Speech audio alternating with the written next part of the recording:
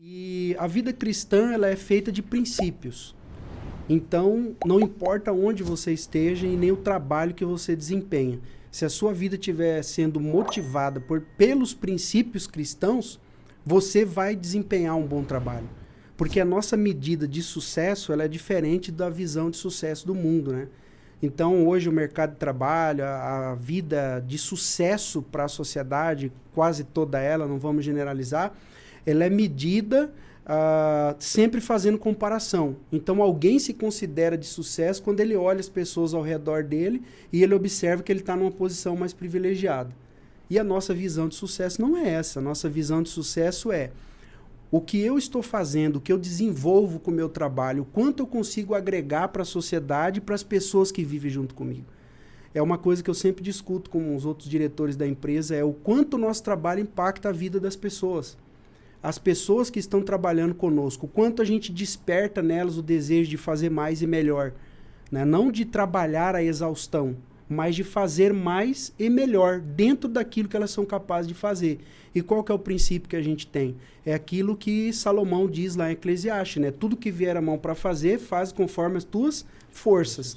Eu costumo dizer, usando também o paralelo lá da parábola de Jesus sobre os talentos, que ali Jesus fala daquele senhor da terra que dá 5, 2 e 1 talento para 3 pessoas diferentes. E aí, quando ele volta, aquele que tinha 5 tratou, trabalhou e entregou mais 5. Ele entregou 100%. Aquele que ganhou 2, na medida que ele era capaz de gerenciar 2, ele entregou 100%, ele entregou 2. E aquele que ganhou 1, o que o Senhor esperava que ele entregasse também 100%. Ele tinha que entregar 1. O que acontece geralmente quando a gente se deixa contaminar com a visão mundana, a visão distorcida de sucesso? É que você acha que se você receber 1, você tem que entregar 3 ou 4, porque alguém está fazendo isso também.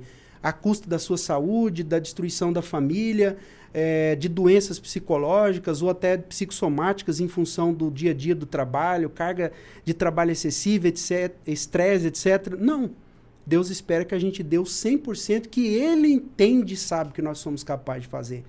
Então, eu não tenho que me preocupar com alguém que tem 5 talentos ou outro que tem 2. Se a quem muito é dado, muito será cobrado. Então, se alguém tem 5 talentos, glória a Deus, deixa ele lidar com os 5 talentos dele lá, que é o peso que ele tem que levar. Mas o que é interessante ali naquela passagem bíblica é que foi o Senhor da terra que observou o que cada um tinha capacidade de lidar. Ou seja, Deus sabe daquilo que nós somos capazes. Então, se Ele me deu uma determinada quantidade de dons e de habilidades, o que eu preciso fazer é me desenvolver para que eu entregue o melhor que eu puder naquilo que Deus já sabe que eu sou capaz de fazer. E isso é muito interessante quando se discute sobre a questão do sucesso. Essa perspectiva secular que foi distorcida, o grande problema da falta de compreensão é medir o sucesso pelo outro. Exatamente. É sempre a comparação. Se o outro fez ou se a sociedade está exigindo, eu preciso atender aquele padrão para atingir o padrão de sucesso. E eu tenho uma perspectiva, não sei se você concorda, que a melhor palavra que nós podemos empregar numa perspectiva cristã de êxito, de realização, talvez seja a ideia de excelência.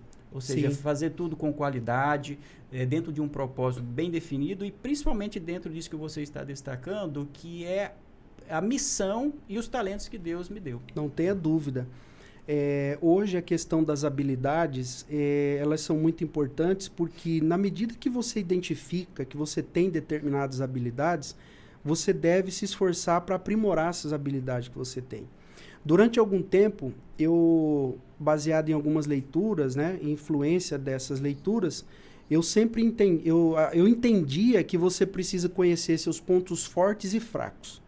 Na administração, quando você vai fazer análise de cenário, você tem pontos fracos e pontos fortes e você tem as oportunidades, né, que você observa no meio de tudo isso aí e também as ameaças. Então, você coloca lá, quais são as minhas ameaças? Eu vou elencar o que eu tenho.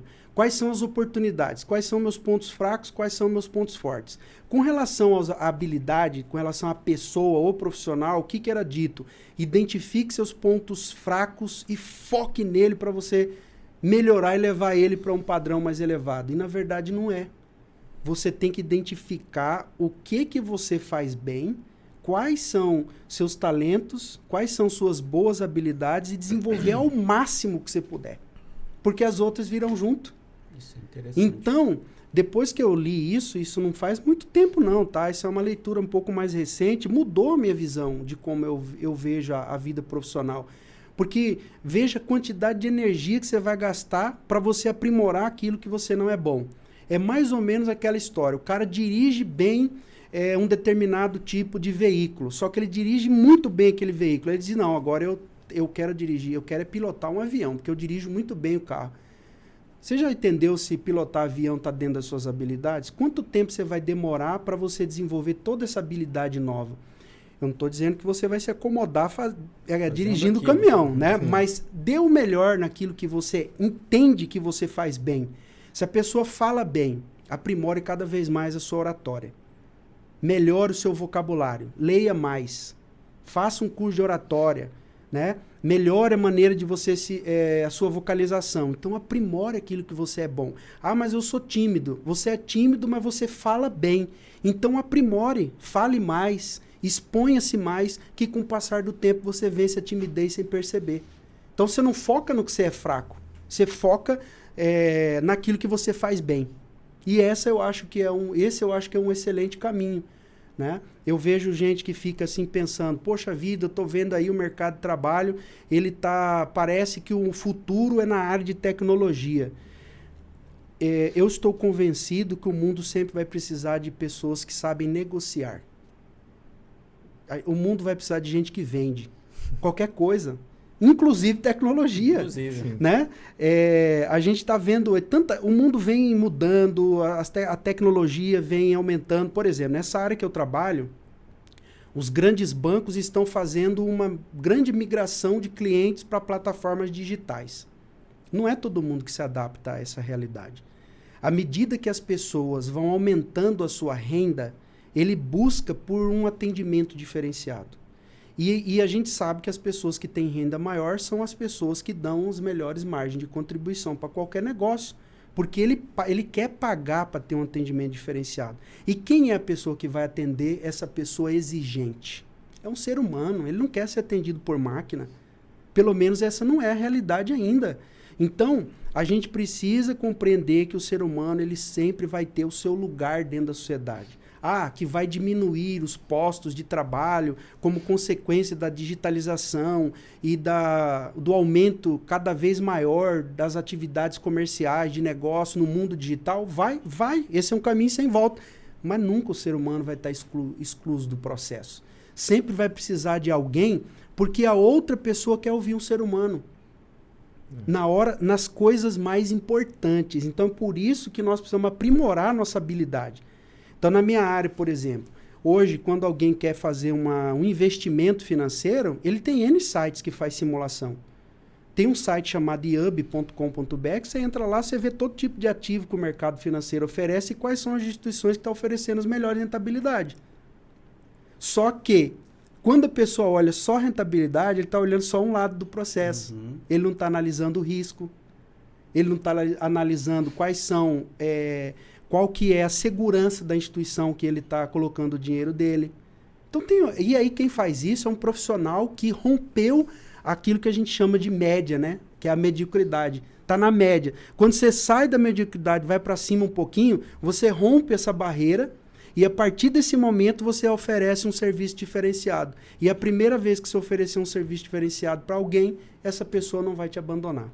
Sempre vai precisar, né? Então, esse é meu entendimento. Não importa onde você esteja. Pode ser na área do direito, na filosofia, na administração, pode ser qualquer coisa. Desde que você aprimore as suas habilidades, sempre haverá oportunidade para esse tipo de profissional no mercado. E sobre o sucesso, ao que me parece pela sua descrição, então, Marcos, aquela pessoa que, dentro da sua capacidade, ele vai render, ele está trabalhando com mas rende a 100%. Se ele consegue dá o máximo do que ele pode naquilo que ele foi colocado para fazer, podemos dizer que ele alcançou sucesso. Não tenha dúvida. Então, o sucesso não está atrelado meramente a uma conta bancária milionária, né? Onde você passa por cima de todas as pessoas, por cima de valores e princípios para alcançar aquilo que você quer, né? Não tenha dúvida. Muito pelo contrário. Sucesso é quando você consegue fazer boas entregas sem você abrir mão dos seus valores. E para um cristão isso é muito mais caro. Porque o que acontece com a sociedade, né? Tem um monte de transformação aí no mercado de trabalho. Mas a sociedade vem cada vez mais à procura de pessoas que tenham valores. Ah, mas os valores estão mudando. Claro, os valores eles são frutos daquilo que a sociedade culturalmente entende que é o adequado. Esses valores podem mudar, eles não só podem, como eles irão mudar. Mas e nós? E os nossos valores? Nosso valor que é honestidade, é verdade, não é? É você é sim, sim, não, não. Esse é nosso limite. Então, quando eu entro nesse contexto e eu consigo colocar os valores e os princípios cristãos para trabalhar a favor daquilo que eu faço na minha vida profissional, eu entendo que os resultados virão.